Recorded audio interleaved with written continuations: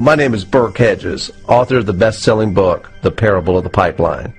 I open my book with a story about Pablo and Bruno, who take two very different paths in their quest for financial independence.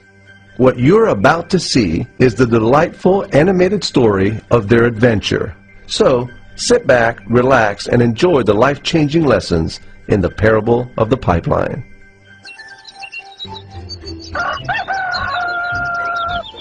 Far away, in a small village, near a beautiful valley, lived two friends, Pablo and Bruno. They were both young and dreamed of a better life for themselves. They'd often discuss their dreams about how they would become the most successful men in the village. They weren't afraid of hard work, and they searched for opportunities to help realize their goals and achieve their dreams. One day, an opportunity presented itself.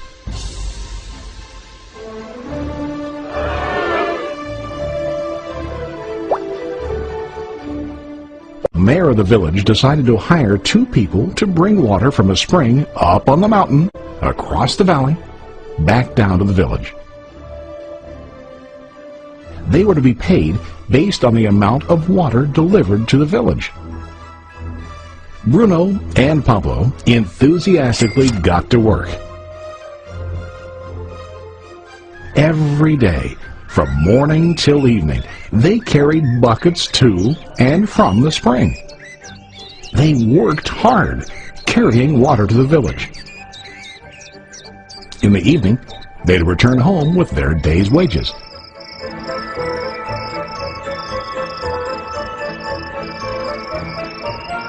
Bruno was satisfied with his work and the money he earned.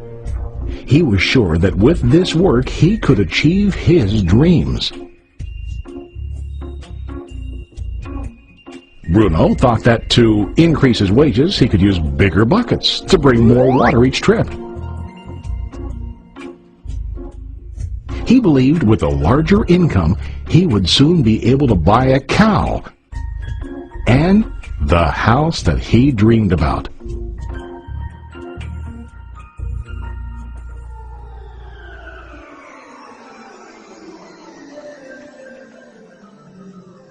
Now Pablo was not satisfied.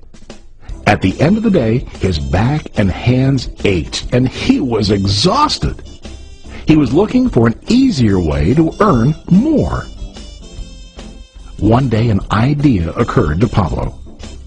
He imagined building a pipeline to deliver the water from the mountain spring to the village. With this pipeline, he could get more water to the village without carrying buckets back and forth from the spring to the village. Soon, he got very excited about his idea and began to plan. Pablo, of course, shared his idea with his friend Bruno and asked him to join with him to work on and help build the pipeline. Bruno thought the idea was crazy. All Bruno could think about was what his money could buy today and how to get it quicker. He felt that building a pipeline would slow him down and delay him in achieving his goals. Instead, Bruno got bigger buckets and went more often back and forth fetching water. He was sure that with this method he could make more money. Pablo decided to build the pipeline on his own. He understood that it would not be easy to build, and it would take time to complete the pipeline. Pablo knew that it could take several years to finish, but he set his mind on his goal. Every day he worked and carried water like before. But on weekends and during his spare time, he worked hard to dig in the rocky soil and build his pipeline.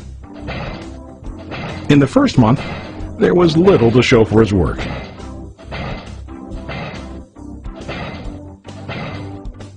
Bruno and the villagers laughed and teased him.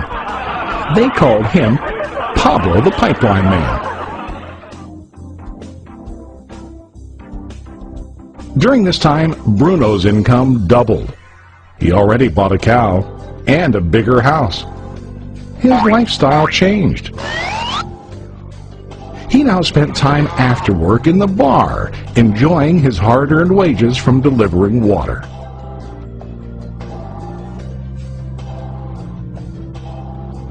What Bruno didn't realize was that his body was starting to stoop from carrying heavy buckets every day.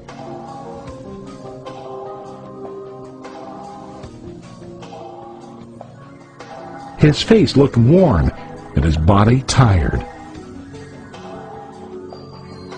Soon, he began to carry less and less water due to the wear and tear on his body.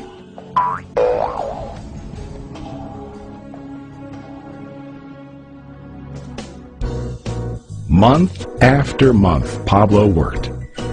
Soon a year passed, and then a second year. Finally, Pablo finished his pipeline. He now used his pipeline to deliver water to the village instead of carrying buckets. Pablo was now earning more money than ever before. The water continued flowing to the village, while Pablo wasn't working. While he slept and ate, the water flowed. Pablo was happy and proud of his insight, persistence, and hard work. Now his income flowed as long as the water flowed through his pipeline.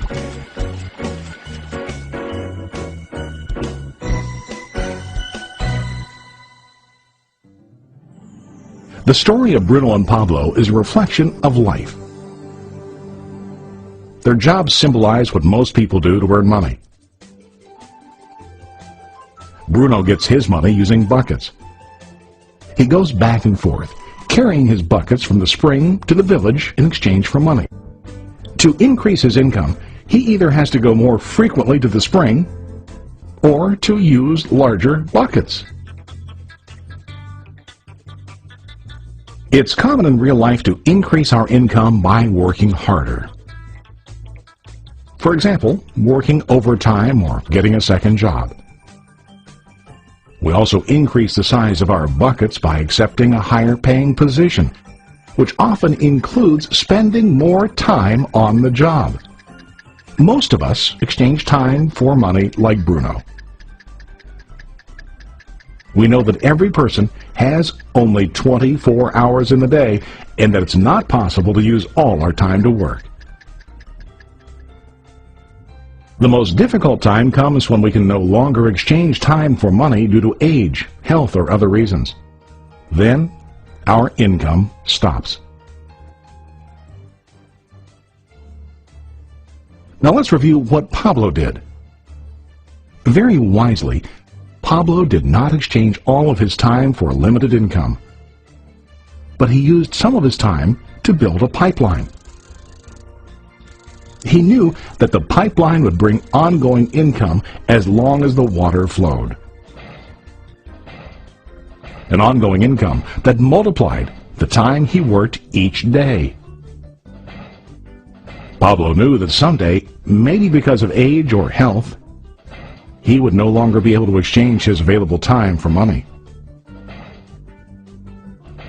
Pablo knew that if he could make his idea of a pipeline work, then he only has to do the hard work of building the pipeline. After the pipeline was completed, Pablo was able to monitor and maintain the flow of water to ensure that his income will continue. Pablo has shown us that to earn an income, we don't always have to directly exchange time for money. There really are better ways. How about you? Are you still like Bruno, who directly exchanges time for money? Or do you want to be like Pablo, building and maintaining a pipeline for ongoing income? If you are interested in the idea of building your own pipeline, contact the person who lent you this presentation. You can start building your pipeline today.